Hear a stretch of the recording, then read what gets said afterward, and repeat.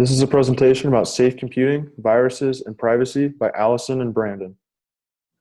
Obviously, the internet poses a lot of dangers to students.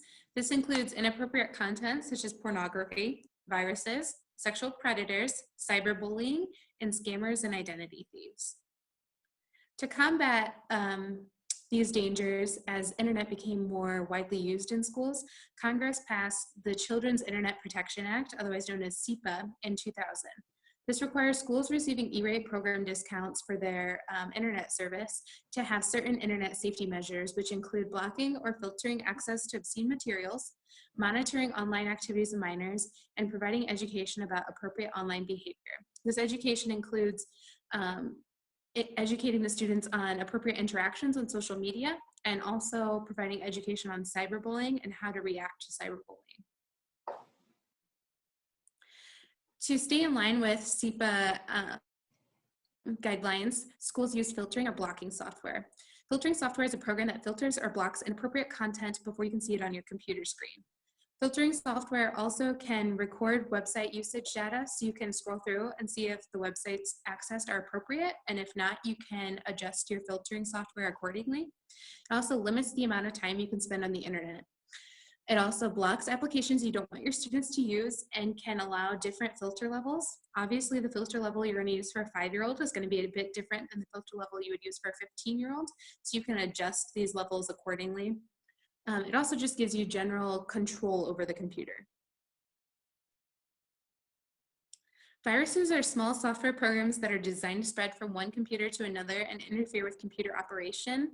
Viruses can also corrupt or delete data on your computer. It can also use your email program to disperse itself to other computers or just erase everything on your hard disk. Worms are a special kind of virus that spread without user interaction.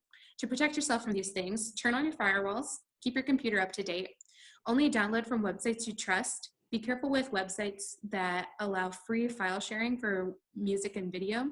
Also, if you don't know if you can trust a website, just do a simple Google search and see if other users have reported spyware or viruses being installed on their computer from downloading.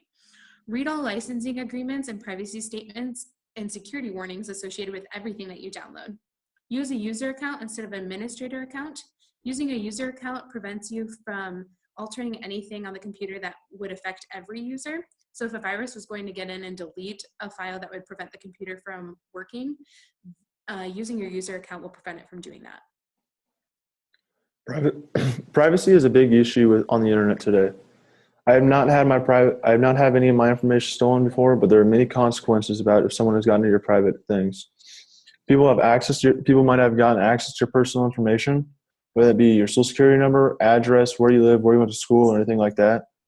Another consequence is you can receive spam from these things, which may in turn hurt your computer, and viruses, which may destroy your computer in the long run or overall, which may cause you to have to buy a new one.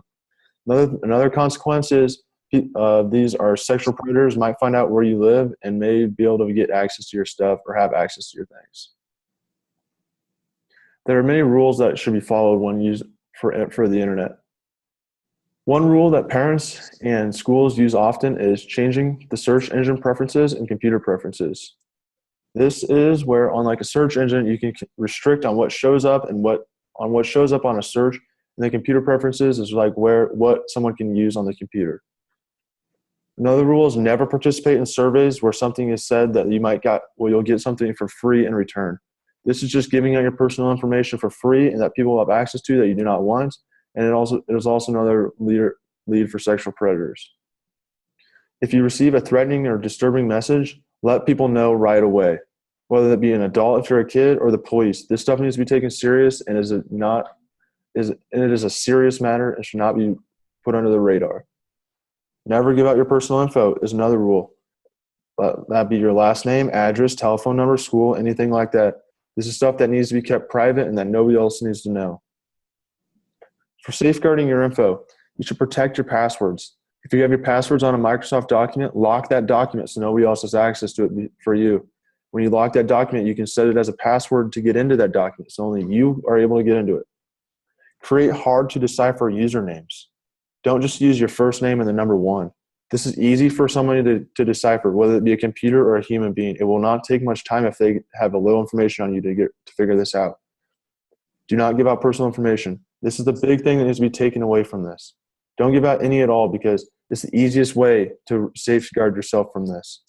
If you receive a spam email, delete and do not reply. Remember that. Just the quotes, delete and do not reply.